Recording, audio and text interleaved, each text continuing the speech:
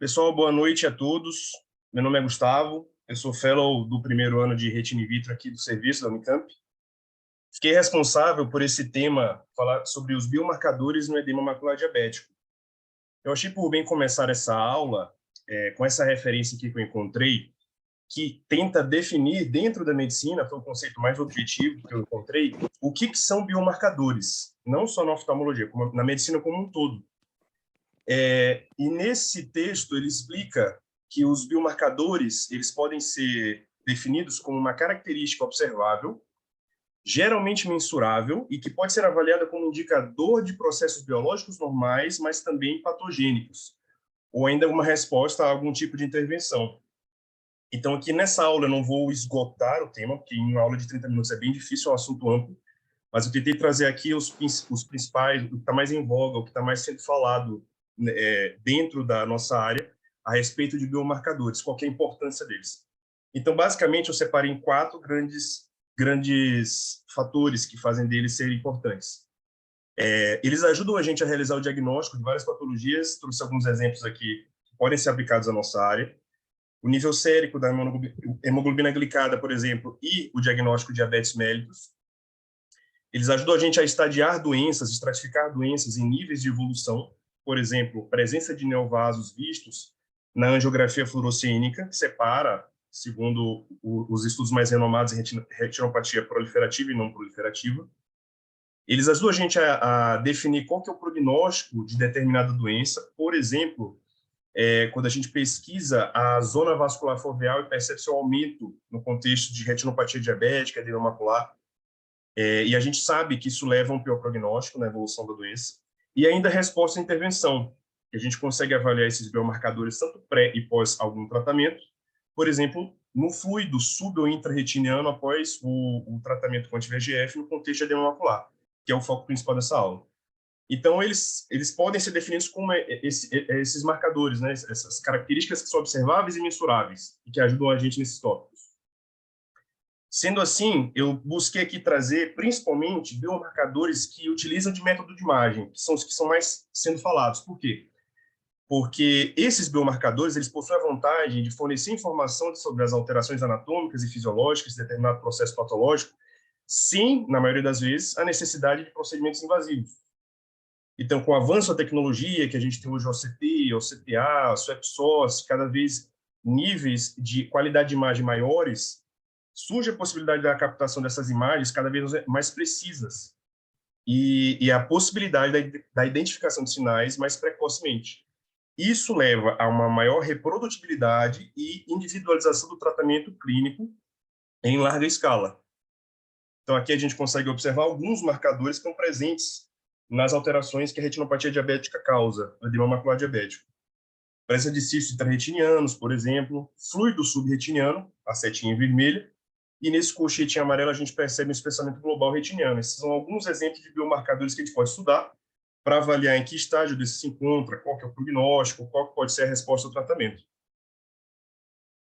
Essa foto eu trouxe aqui para elencar que existem vários biomarcadores de mais diversos tipos, dos mais variados exames. Então, aqui são alguns exemplos, por exemplo, um paciente que sabidamente possui diabetes, e a gente vai estudar o fundo de olho, percebe que na retinografia colorida de fundo, ele possui alguns exudados maculares. Essa foto é de dois pacientes diferentes, e a gente consegue utilizar aquela função que eu mencionei anteriormente de estadiamento da doença, que a gente percebe, por exemplo, aqui no mapa de calor do OCT, na imagem do meio, em cima e embaixo, a gente percebe que tem um edema que está afetando o centro da fóvea, o de baixo, e o de cima não está. A gente consegue estagiar a doença assim, perceber a alteração e estagiar a doença. Na foto do meio, né, as fotos do meio, o mapa de calor você tem face, e nas fotos da direita, o aumento da espessura global retiniana é facilmente perceptível. Falando especificamente sobre os biomarcadores no OCT estrutural agora. A gente tem primeiro, vou comentar vários deles, e eu vou abrindo, se você tiver alguma dúvida pode ir perguntando no meio. Então a gente vai falar do DRIL, que é a sigla em inglês para desorganização das camadas internas da retina. O que acontece? No processo inflamatório crônico e isquêmico que o diabetes causa, em determinados casos, isso pode levar a um dano a nível de retina interna. E como a gente percebe isso? Qual que é o biomarcador que a gente percebe isso no OCT? é a perda da definição das camadas internas, se tornando difícil ou até mesmo impossível a separação dessas camadas. Vocês percebem, acho que aí dá para ver meu mouse? Aqui, nesse lado, a gente percebe uma linha contínua que separa as camadas da retina interna após a nuclear externa. Só que aqui desse lado, a gente percebe que tem uma perda da definição global. Então, eu não consigo dizer que camada é o quê. Alguns estudos falam que esse achado por si só é um fator isolado que aumenta o risco para piores desfechos da acuidade visual final, que visto que alguns estudos colocam menor que 20/40, menor que 20/50, em até 8 vezes. Então, é um marcador de mau prognóstico. Nesse exemplo aqui, a gente percebe que tem duas coisas interessantes para mostrar. O fato de que, mesmo na vigência de edema, se não houver o DRIL, né, a perda da definição das camadas retinianas internas, mesmo assim, o paciente aqui em cima ainda apresenta uma boa visão. É o comparativo de 4 pacientes, esse aqui não possui edema nem DRIL, esse da direita, ele não tem a perda da definição das camadas, mas tem um edema que é clinicamente significativo, mas mesmo assim ele se apresenta com boa visão. E aqui embaixo, um processo mais crônico de um paciente que provavelmente resolveu o edema, mas manteve a perda das camadas. E no caso da direita, com baixa visão, né, no desfecho visual final. E essa foto da direita de baixo mostrando que tem um edema agudo ativo e perda das camadas, uma baixa visão também. Mostrando que a perda da definição das camadas, que a gente vê no OCT que caracteriza o bio, é um biomarcador que define mau prognóstico, né? Que encerra mau prognóstico. Outro biomarcador interessante a gente conhecer é a integridade da elipsoide. O que a gente sabe? Essa linha, essa banda hiperreflexiva, que daqui a pouco a gente vai mostrar um exemplo do OCT normal, representa indiretamente a integridade dos fotorreceptores. Então, a gente sabe que pela correlação que o OCT tem com a alta definição da imagem é comparável até aos cortes histológicos de uma lâmina da retina, é um local que é sabidamente de maior concentração de mitocôndrias. E a gente sabe que essa região é fortemente correlacionada a desfecho da acuidade visual, tanto que a presença de disrupções na linha elipsoide, principalmente quando próximo à fóvea, no diagnóstico da retinopatia, de qualquer tipo de retinopatia, não só diabética, é marcador de mau prognóstico.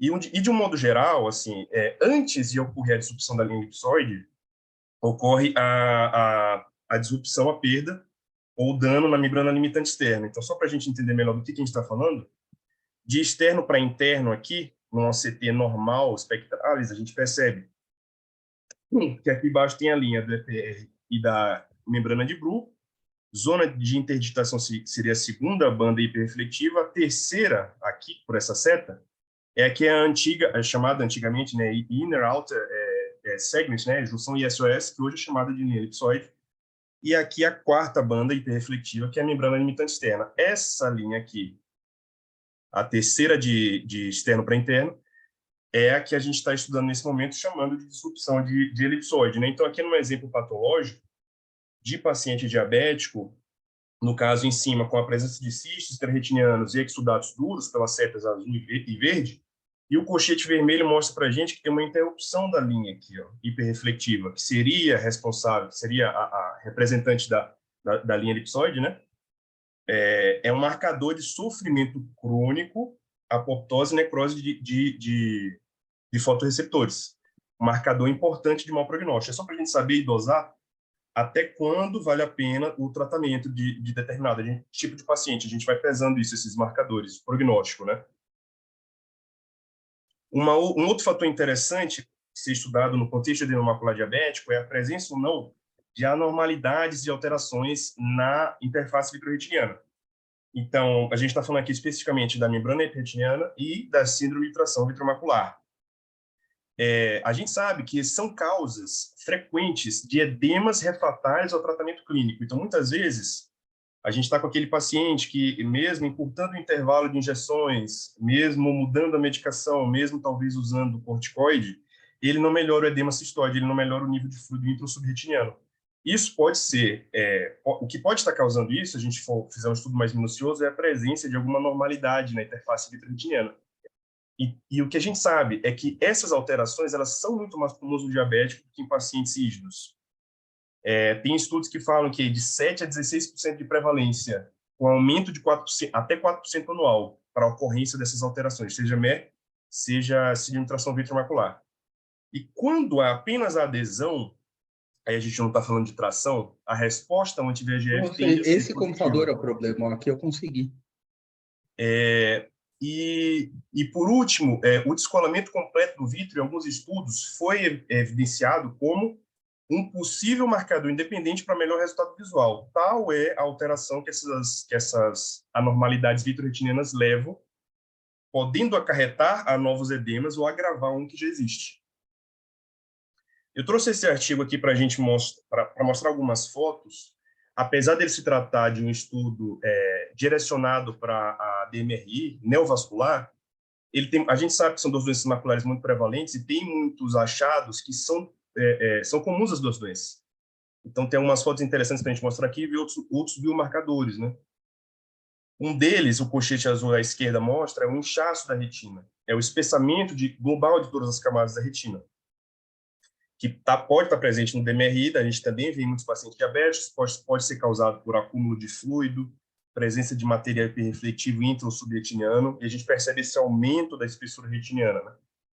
Da mesma forma, os exudatos duros, que aparecem como esses focos hiperreflectivos, de tamanho variável, que podem coalescer, que são pelo extravasamento, né, pelo aumento da permeabilidade vascular, vazamento de lipídios, vazamento de proteínas, e que, para a gente diferenciar de outro achado mais na frente, eles possuem, é interessante observar isso, eles possuem uma sombra acústica posterior, tá aqui nos asteriscos, e aqui atrás você percebe que é mais escuro, né?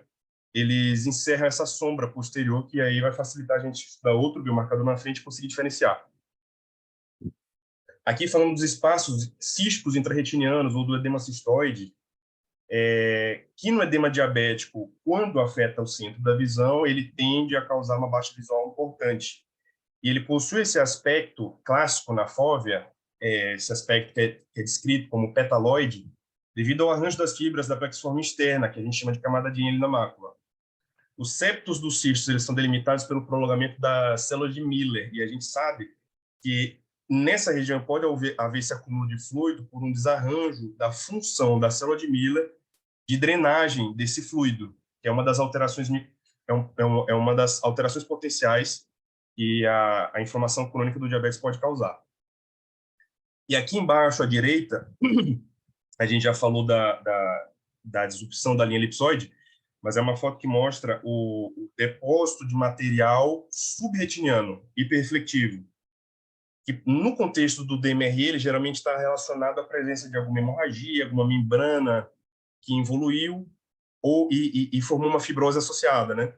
E quanto mais altos difusos hiperreflectivos eles são, pior o prognóstico. Pode estar presente no edema macular também, mas é muito mais frequente na DMRI, neovascular. O que são chamados os hyperreflective foci, ou esses focos hiperreflectivos intrarretinianos. Estão sendo muito estudados no momento, são esses pequenos pontos hiperreflectivos localizados mais na retina interna, que tem uma reflectância semelhante à camada de fibras nervosas, se for comparar. E o tamanho deles geralmente gira em torno de 30 micrômetros. Eles são um marcador, a gente vai mais na frente, eu vou expandir um pouco mais da explicação deles, mas eles são um marcador de inflamação, seja subaguda ou crônica, um processo inflamatório em atividade. E aqui na foto da direita embaixo, hemorragias, que podem ter os mais variados sítios, né? Geralmente, uma hemorragia a gente vai ver no OCT, tem esse aspecto mais homogêneo, com uma sombra acústica posterior embaixo. Pode estar pré-retiniana, intra-retiniana, subretiniana ou subepitélio pigmentado. Falando mais especificamente dos HRF, ou Hyperreflective Foci, são lesões hiperreflectivas no OCT, geralmente menor que 30 micrômetros, como eu já falei, solitárias ou múltiplas, com ausência de sombra posterior, para ajudar a gente a diferenciar, como eu havia falado, dos exudatos duros, e de reflectância semelhante à camada de fibras nervosas. Então, tem aqui a setinha amarela, aponta vários desses aqui. Eu não sei se está dando para ver bem aí no slide, mas eu aumentei bem a foto. E a principal hipótese é de que eles correspondem ao agregado de células inflamatórias da glia e extravasamento lipídico proteico para o meio extracelular, ou seja, presença de inflamação, processo inflamatório em atividade. E sua presença e quantidade vem sendo cada vez mais relacionada ao grau de inflamação tecidual. Então, ele é um biomarcador tanto diagnóstico de que alguma inflamação está acontecendo, levando ao sofrimento da retina, como prognóstico, no seu tamanho, na sua quantidade, né? E na sua evolução, a depender do tratamento que está sendo empregado. E aí eu trouxe aqui um exemplo de uma foto de um estudo que alguns autores acreditam que a presença e o número dos HRF eles constituem um biomarcador confiável da resposta da retina aos tratamentos empregados atualmente. E pode ser até mesmo, quem sabe, um preditor independente do resultado da acuidade visual final. Não só na retinopatia diabética, mas também outras doenças vasculares. Essa foto da direita é de um estudo que buscou definir e delimitar o número, a quantidade e o tamanho dos HRF utilizando um software semiautomático. Teve bons resultados e talvez mais para o futuro a gente veja isso empregado em maior escala, né? Aqui falando sobre o fluido subretiniano, muito presente nos casos de diabetes, pelo sofrimento do EPR, pela falha da bomba em drenar esse fluido, né? É detectado exclusivamente entre o epitélio pigmentado e a retina suprajacente. E é interessante a gente perceber nessa foto, achei legal trazer, porque ele mostra tanto o fluido subretiniano como o descolamento seroso abaixo do epitélio da retina. E na foto mais na frente vai ficar mais fácil de ver, mas esse ângulo que faz diferença para a gente definir as duas alterações. Claro também, onde é que está o EPR na história, né? Se ele está em cima ou embaixo do fluido. Mas esse ângulo ele tem importância na definição. É dito, na maioria das referências, que quando é um fluido sub, ele forma esse ângulo que é um pouco mais agudo, um ângulo menor em relação ao descolamento seroso sub-EPR, né, que forma um ângulo um pouquinho mais próximo aqui dos 45 graus.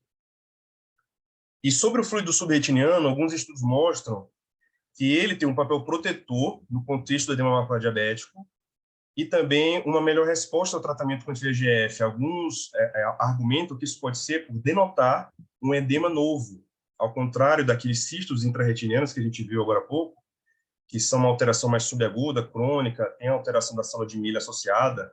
Esses fluidos, acúmulo de fluido subretiniano, ele geralmente tende a significar um edema novo que é de mais fácil manejo, mas isso carece de evidências. E tem outras referências que falam que a volatilidade do fluido, ou seja, aquele paciente que você tem que o tempo inteiro encurtar o intervalo de tratamento das injeções, e aí ele volta com o fluido, aí resolve, mas ele volta com o fluido. Esse tipo de fluido, essa volatilidade alta, é um fator independente do prognóstico, é o que alguns estudos apontam, sugerem, né? E é um fato que provavelmente está ligado à falha dos mecanismos fisiológicos compensatórios, um EPR que já está sofrido cronicamente, que não consegue trazer estabilidade para o manejo desse fluido, né? Aqui o descolamento do epitélio pigmentado, nesse caso seroso, a gente percebe que praticamente não tem reflectância nenhuma no interior do fluido, ele é todo homogêneo, preto, e forma esse ângulo, como eu tinha mencionado, de mais ou menos 45 graus com a linha da camada de Bruch, da membrana de Bruch. Aí só um plus da aula, principalmente para os meninos mais novos, esses DEPs, eles são os principais descritos, né? Tem o seroso, o drusenoide e o fibrovascular, sendo que esses dois últimos muito mais presentes na DMRI, né, neovascular. Ou na neovascular também, no caso dos drusenoides. E esse último, o fibrovascular, ele corresponderia ao achado tomográfico da membrana neovascular do tipo 1, a DMRI neovascular, que é aquela que está localizada abaixo do EPR. E um outro achado interessante são essas tubulações da retina externa, da sigla em inglês ORT, Outer Retinal Tubulations. O que significa isso e por que isso confunde muito? Talvez algum profissional que tem um pouco menos experiência com OCT vai ver isso aqui e vai pensar que é um cisto intrarretiniano e vai querer tratar com anti-VEGF. Mas você percebe que ele tem algumas diferenças que são importantes em relação aos cistos. Ele tem essa parede ao redor que é mais hiperrefletiva. Mas e por quê, né? Porque é estudado que provavelmente esse envoltório que forma essa cavitação, que não é acúmulo de fluido, é uma cavitação, é a membrana, a limitante externa, que envolve os debris inflamatórios, os restos de células apoptóticos dos fotorreceptores degenerados, envolve e faz fagocitose, e o que sobra é uma cavitação. Então, não tem resposta anti-VEGF, é um biomarcador de mau prognóstico. Então, quando você acha só isso aqui, sem fluido intra, com cisto, sem fluido sub, não é indicativo de tratamento com anti-VEGF. É provavelmente um caso mais crônico e de pior prognóstico. E aqui um achado que é bem parecido, eu coloquei logo em seguida, dos ORTs, que ele também tem essa formação tubular, também tem essa parede que é mais hiperreflectiva, só que ele está localizado na retina interna. E é um achado relativamente comum na retinopatia diabética, que são os capilares telangiectásicos, alguns chamam de telcaps. Essa formação tubular semelhante às órteses, porém se localizam na retina interna. E, por vezes, eles são responsáveis, assim como aquelas alterações da vitreoretinianas, né, por edemas refratários ao tratamento com injeção, que começa a ser estudado dali, e eles não respondem tão bem ao anti-VEGF.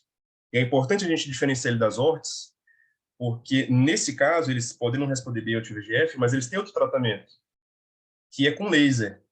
Então, essa terminação, essa terminologia de telcaps, ou capilares telangiectásicos, é usado para descrever esses aneurismas que ultrapassam os 150 micrômetros de diâmetro, e se eles estiverem localizados numa área propícia ao emprego do laser de fotocoagulação, pode-se fazer uma fotocoagulação focal com energia baixa, e aqui a foto da esquerda mostra a evolução de um paciente que foi encontrado nessa alteração, ele era refratário aos VEGF, e foi realizado fotocoagulação focal nessa região para coagular o vaso. E a gente percebe a remissão do líquido também.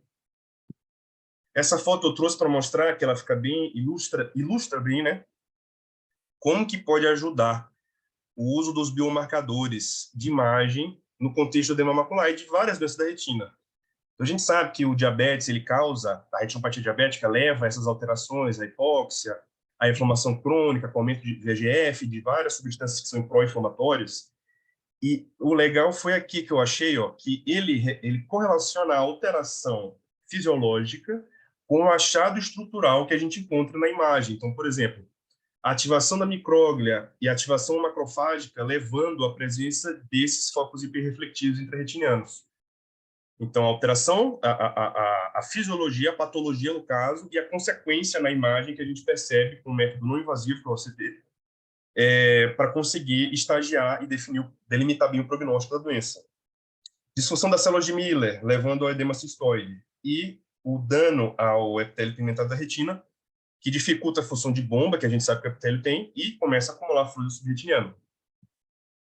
E a foto maior aqui, no caso, todas as alterações mais para frente, uma dificuldade que a retina tem de fazer o clearance do fluido e o fluido continua extravasando, leva a um desbalanço, que leva ao acúmulo de fluido, seja intra, seja subretiniano, que leva ao edema macular diabético, certo? E agora falando rapidinho sobre os biomarcadores no OCT angiográfico. Dois quesitos principais que eu queria trazer aqui, que o OCTA traz para a gente, como biomarcadores importantes. Então, no estudo das alterações microvasculares, o OCTA ele tem grande valor, porque ele consegue determinar com um método não invasivo, com certa precisão e confiabilidade, diferenciar o que são IRMAs, aquelas alterações microvasculares intrarretinianas que não ultrapassam a limitante, de neovasos, que encerram um pior prognóstico no contexto da retinopatia diabética. Então, numa fundoscopia aqui, numa retinografia colorida, né, uma área suspeita de neovascularização.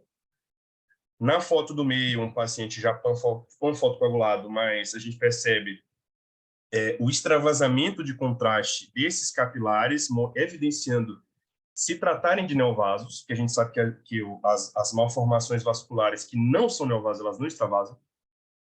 E aqui no CTA evidenciando esses brinks vasculares, esses shunts, né? E essas telangiectasias vasculares na mesma área em questão, sem precisar de utilizar o contraste, apesar do angiografia ter a sua função, da ser necessária em muitos casos, né? E aqui é interessante essa foto, porque ele mostra várias alterações que são interessantes a gente visualizar no OCT face, no OCTA. Ele mostra, por exemplo, nessas cruzinhas brancas, áreas de exclusão capilar. Então, por conta dessa hipoxemia, dessa inflamação crônica, há regiões da retina em que não estão sendo mais perfundidas, e esse epitélio ele começa a liberar o VEGF, fator de crescimento vascular, que faz com que ocorra a vascularização dos outros pontos e cause as outras complicações. E olha como o exame é preciso, ele consegue definir bem aqui, na cabeça de seta vermelha, mais aqui à direita, que se trata de uma malformação vascular que ultrapassa a limitante. Então, esse aqui se caracteriza como um neovaso, enquanto que o da direita, essa malformação aqui, ainda está encerrada intrarretiniano, ainda está antes da limitante interna, então não se trata de neovaso. A precisão, né, do método de imagem, do marcador. E um outro quesito em que o OCTA ajuda muito é no estudo da zona vascular foveal. Então, aqui nessa foto, vocês percebem, dá para perceber a zona vascular foveal normal, e aqui a linha verde passando no plexo superficial capilar, tem esse aspecto aqui, mais ramificado, com vasos maiores, e no plexo superficial profundo, no OCTA, com esse aspecto em vórtex, né, do plexo mais profundo. Percebe que ela tem um padrão, tem tanto o padrão de tamanho, que varia um pouco na literatura, entre 200, 220, 250 micrômetros, né, e o formato circular, que é típico da zona vascular foveal normal. E aqui, num paciente diabético, que a doença vai evoluindo, a gente percebe que o paciente da esquerda é um, e as 3 outras fotos é de um paciente que foi evoluindo a vasculopatia dele. O paciente saudável, plexo superficial, zona vascular circular e de um tamanho menor, e à medida que vai piorando, ela vai perdendo esse aspecto circular e vai aumentando de diâmetro, ficando mais irregular. É um biomarcador importante que define o prognóstico, define a resposta ao tratamento. E de perspectivas, para finalizar a aula. Então, tem muitos estudos que estão tentando correlacionar todos esses biomarcadores que eu comentei em aula e relacionar eles, fazer o estudo deles com um auxílio de inteligência artificial, que conseguiria, talvez, padronizar essas alterações e realizar esse tipo de avaliação com rapidez, com precisão e em larga escala, né? Quais são as perspectivas que esses estudos podem trazer assim para a nossa área e para outras áreas, não só da oftalmologia, como da medicina como um todo, né? O manejo de várias doenças retinianas de grande impacto, como a retinopatia diabética, depende fortemente da obtenção e interpretação de dados de imagem digital hoje. A gente não consegue fazer, muita da nossa avaliação depende desses métodos de imagem. E o estudo detalhado desses biomarcadores vem despontando como uma ferramenta que é útil não só para o diagnóstico, mas para determinar o prognóstico e resposta a opções terapêuticas atuais e futuras. E outras vantagens do estudo minucioso desses biomarcadores, principalmente esses de imagem, é obter uma maior objetividade na interpretação dos dados, individualizar o tratamento em larga escala, já que cada paciente vai ter suas alterações, seus biomarcadores, a gente individualiza o tratamento, e a capacidade de padronizar e incorporar modelos computacionais para criar sistemas que sejam automatizados de suporte a decisões clínicas, e ficar menos dependente, é o que vem se chamando hoje na medicina de medicina de precisão. É o que vem para ficar menos dependente cada vez mais da opinião do especialista e ser mais padronizado. Certo? Então, essa foi minha aula, essas são minhas referências.